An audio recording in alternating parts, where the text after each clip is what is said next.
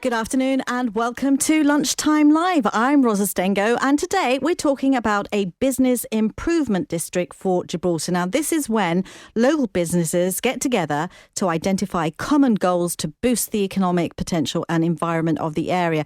In the UK, there are over 300 bids, and after producing a business plan over here in Gibraltar over the past couple of years, voting has begun on whether to adopt a bid here. Now, joining me in the studio today is bid Project Manager Jade Edinburgh, Vice Chairman of the Main Street Task Force Esteban Bravo, and Main Street Trader, many of us know him, it's Kamlesh Khubchand. Thank you very much for joining me. Thank you, Rose. Thanks so much for having us. Okay, so why don't we start off first of all with you, Jade, telling us about what is a bid? I mean, how can it improve Gibraltar's trading area? So you touched on a few pieces there in the intro, Roz. So a bid, as you rightly said, is a system or a structure whereby businesses come together within a designated area. They identify improvements that they would like to see for the different kinds of businesses involved, develop a business plan around those, develop how they will be managed and also how they will be funded. So it turns out to be a structure which is a collaborative way of sort of strategically developing a place where it's run by the businesses for the businesses. Okay, I mean, we all have different businesses. People have different businesses. They have different ideas. How difficult is it to find one voice emerging from all of that? Yeah, not easy at all, actually, Rose. To be honest, that's the main thing about this, is that finally it does become one voice in many ways in terms of, say, perhaps even approaching government for funding, for example, or for certain changes that are required into legislation. So if you have a group of people who then listen more than anything to the people within the area alone, so and understand what their needs are as business people, as traders, as business owners, restaurant owners, etc., and then can actually formulate something and say, right now, let's make a position about a different area or a different kind of business, and let's improve it, either aesthetically or through some incentives and promotions. Okay, well, we'll talk about how it's going to improve, but I just wanted to ask you, Esti, I mean, this is a bespoke plan. I mean, there's thousands of bids throughout the world. Yeah. How bespoke is this for Gibraltar? Tell us a bit about the planning process, first of all. I think it's as bespoke as we've wanted to make it. We've looked at what we think are the challenges faced by all businesses within the bid. And we're not just talking, it's very important, because one of the great things about the bid is that it brings together or consolidates a vision of different types of businesses. So we've got retailers, we've got offices, we've got service providers, we've got landlords, we've got infrastructure providers. All of these coming together to try and define what we want our town to look like. And it's not just things like marketing and events. We're also looking at potentially strategic projects. We're looking at environmental projects. It's really a very exciting scheme for us, I think. So just clarify, who's involved in, how big is the bid? Is it Main Street? Is it beyond? What businesses are we talking about? So we have a defined area which is over 1,000 businesses. It is within the business plan, a specific map with the boundaries of that, but it's going from casemates in the north to the southern gates of town next to Jib Bank in the south, and then it includes everything from Linewell Road up to Town Range.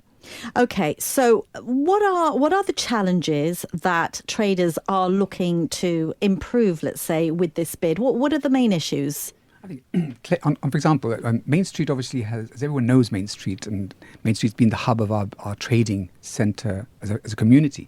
And I think the challenge has always been to how do we maintain a standard, an aesthetic, for example. And of course, in any city, you have an aesthetic that just evolves. But this time we can actually take control of it. And I think the best example I'd like to give is Malaga, for example, and in Christmas, where you have the lights that really make an impression, and people go back with an impression and say, wow, that was lovely.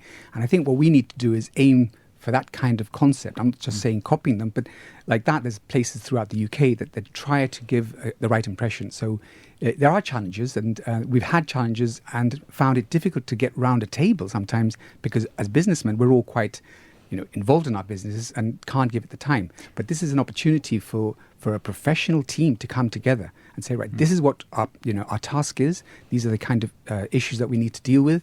And after, obviously, consultation and having a budget, more importantly, they can actually put it into practice. So is it something that's going to evolve over the 5 years? Because whilst I accept that you can probably all come together and agree on some nice Christmas lights like Malaga, one of the things the plan picked out was the type of shopping experience in Main Street, and a lot of it being geared towards tourists as opposed to locals. I mean, how is the plan going to address that? Yeah, so that's a really interesting point. So there's a whole field of study called place management or place making, and that's really what a business improvement district tries to touch on as well. So, when you look at places like the UK, the high streets are really struggling. The model, the stereotypical high street model, has been failing, and we're seeing town centres now adapt to this and almost change in a way, going back in some ways, going forward in others, where it's becoming more of a sociable place for local people as well as visitors. So that's definitely something we're trying to address in the business plan as well, ensuring that we don't, obviously this is not just for Main Street, it's for the entire bid area, and ensuring that we're creating a strategic place which takes all different areas into account. We'll then look to sort of develop areas within the town centre that may be better suited for tourists, some may be better suited for locals, some may be best suited for lunchtime, working lunches and that sort of thing, and being sensitive to the different use cases and the different demographics of people that we have, working, living, breathing, socialising within our town. I'd like to add to that is that in addition to that, this is the first time that we're going to really be able to collect data on the experience of Main Street or the town area. And the idea is that it's in our interest to gather the data and the feedback that people have of the location and then start to tweak it with our, with the budget that we have and with the progressive attitude that we have. So ultimately, that's what it is. Sometimes, there's information out there. People know it's happening, but nobody actually bothers to even collect the data and find out what are people really thinking about it. Okay, I want to ask you about the bids in the UK because this has been done before. Mm-hmm. So what traders here or businesses want to know is, how is this going to improve my business? At the end of the day, it's always about the balance sheet, isn't it? So what can you tell us about how successful or not, as the case might be, bids have been in the UK? What can you tell us about that? So I think the key thing here is to understand how much the businesses are going to spend and what return they're going to make from this, right? 70% of the businesses are going to be paying less than £300 a year, and they're going to have the firepower of £800,000 a year from the bid's budget. Now that you can do a lot with that. You can do a lot in terms of marketing and events. You can do a lot in terms of strategic thinking, data collection. There's a bunch of initiatives that can be done. Just green initiatives like waste management, which has been a problem for years. And that's what this budget is gonna go towards. Well, 70%, £300. What about the other who are the other 30%, and what would they be paying? So the largest businesses within the bid area are some of the very big retailers and the very big offices. So the way that the bid is calculating the bid levy, which is the contribution that each business are contributing towards this sort of cumulative pot, is 50 pence per square foot of floor space per year. So on average, it will be around £1 a day for the majority of businesses. But we do have a maximum cap as well. Now, this is put in place to protect, obviously, the interests of the larger floor-spaced organisations. And that is £5,000 per year.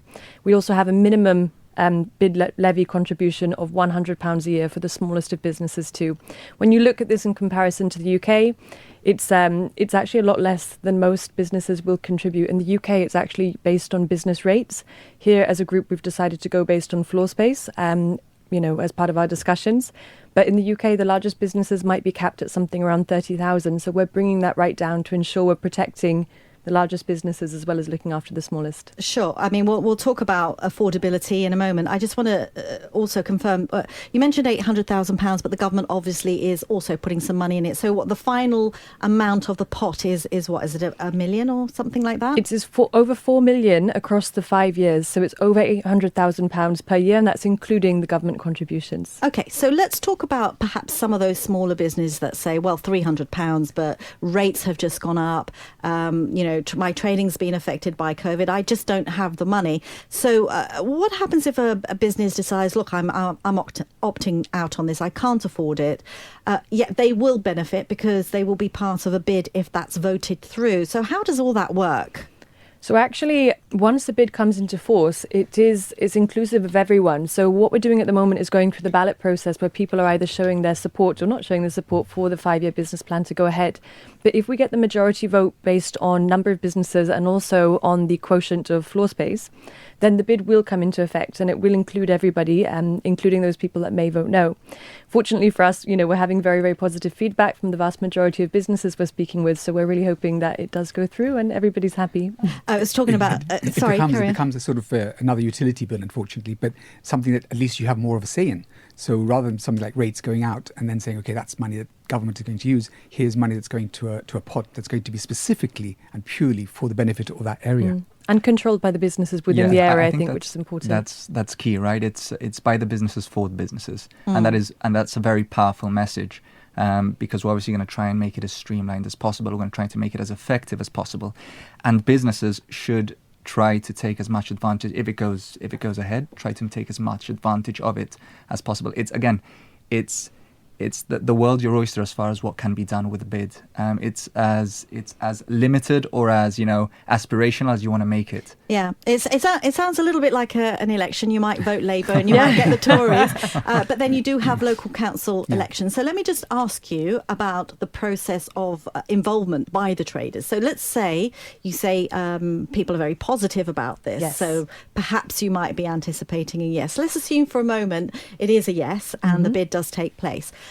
So how does it work in terms of does the committee or the project team decide what initiatives get implemented? Is there some collaboration with the traders? Do they get to have a say throughout the year? Absolutely, Ros, absolutely. So what we've done in the course of business consultation over the past 18 months at the moment, which was supposed to be less, but obviously we've gone through a few delays over the past year.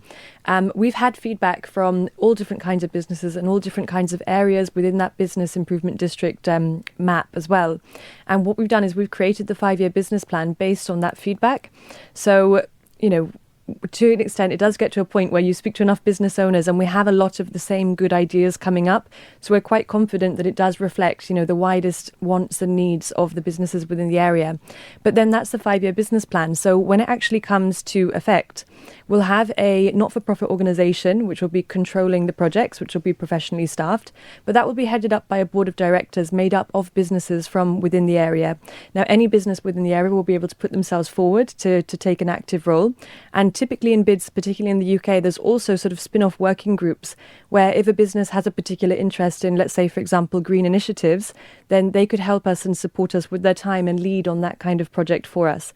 There's an element of flexibility in terms of when we do projects, but that's almost needed for us to be a nimble organisation and make sure that we're efficient as we can be in delivering return on that investment for the bid levy. I want to play devil's advocate for a moment and say, well, after a year, I'm thinking, this is costing me a lot of money and I don't want to be part of bid anymore. Once it's voted in, are we stuck with that, Tory government? I mean, can you withdraw? The answer is yes. You can. For the 5 years. Unfortunately, yes, if you're not happy with it, you'll have to put up for the 5 years while the bid is actually in place because it's a legal structure. So that's the financial commitment for the 5 years. But after that, if you really feel strongly that this is not working, it's a waste of money, and I don't think anybody else should do it, and it really hasn't worked, then by all means, after 5 years, you can campaign and say, no, we don't want this anymore, and we want back to what we were before. Yeah, sure. That's a really good point, actually, because the business plan is a 5-year plan and that's a fixed term. There is actually a mechanism to stop it sooner where the board of directors can shut it down. If we turn around and we say after year 1, you know what, guys, it's really just not serving its purpose. We haven't done a good job. Most of the time it does do a good job. In the UK, we see 9 times out of 10 bids getting re-voted in, again, when they go to a second ballot. But then after that 5-year period, if we are successful in those 5 years, we start from scratch. We have to develop a new 5-year business plan and go back out to all of the businesses and make sure that we use our wins from the previous 5 years to try and show that we have made a difference and it is worth it. Okay, so let me ask you about some of the issues. I know we've touched on them on a general basis, but let's talk specifically about some of the things. As a shopper, for example, I might want to wander down Main Street, as you do in other Mediterranean countries, and do some shopping late in the evening. We have, shops here close early. Could we see perhaps some collaboration in looking at how business hours are operated in town? Is that one of the things, perhaps? Oh, definitely. I think it's something that, again, once we have a voice, once together and we start to talk about these things and know that we have funding behind it, which is really key, then we can say, okay, if we're going to have, say, a Thursday night late opening, we're going to promote it, because it's not just a matter of all the shops opening up and saying, let's see what happens. The idea would be promoted not only locally, but maybe across the border, etc. So, and the idea is to try and attract people to Gibraltar. And as this is part of the Gibraltar project. There used to be a late night they did shopping, try it out. didn't And, they? it was done by, bless them. It was done by a group of people who thought it'd be a good idea. The chamber was very involved, and there was a bunch of people who put the time and effort in it, but it was only maybe a handful of people, and it was just not backed with the right kind of maybe professionalism. And don't get me wrong, it's not easy to do these things. But here we have a team now that's coming together, who are professional, have got the experience of 300 bids in the UK saying this does work, this doesn't. And we're not going to hopefully make those mistakes. And I think more importantly, if you're the type of person who actually wants to go shopping down to Main Street, the bid is catering for you, but more importantly for the people who don't want to come down. So it's going to create all sorts of, for example, events to bring people down. We really want to create an experience for Give me the a bullet. shopper. Give me a very quick bullet list of, let's say, 5 things BID wants to achieve. So there are 5 key project areas. So those are probably the best bullet points to start with. So the first one is marketing, promotion, and events. That's what it says on the tin. Obviously, they're a lot more fleshed out than this, but bear with me for the bullets. The second one is creating a uniquely Gibraltarian experience. Third one is clean, green, and welcoming.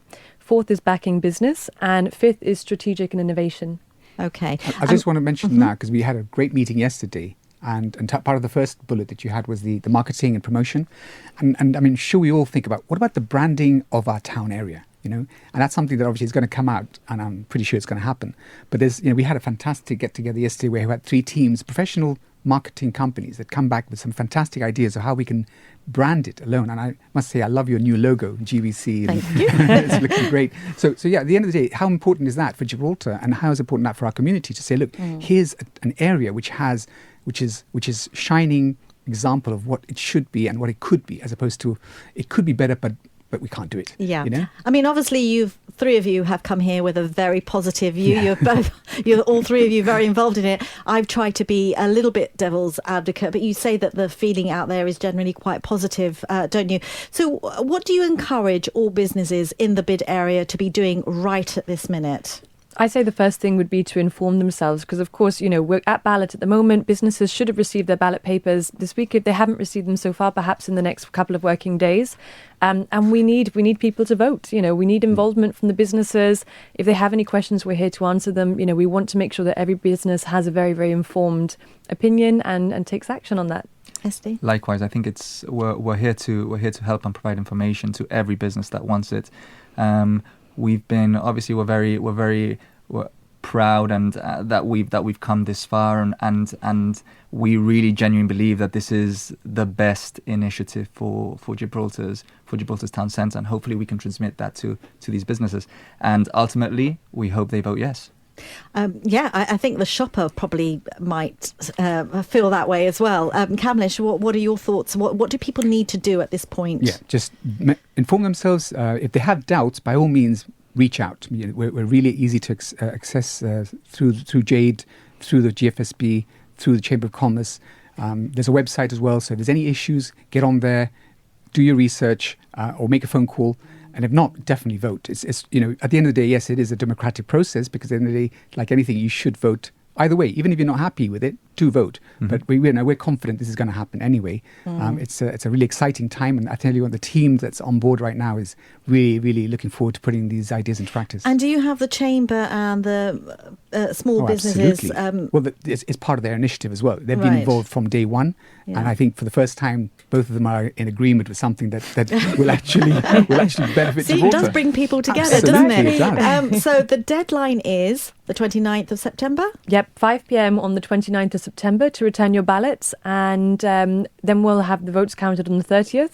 And we are likely to have a declaration event, which is part of the regulations. We need to formally declare the results on Friday, the 1st of October. We shall put it in our diary. We do like a good election here in Gibraltar, don't we? Thank you very much for coming into the studio and speaking to us about it. Jade, Edinburgh, Esteban Bravo, and Kamlesh Khubchand. Thank you. You're listening.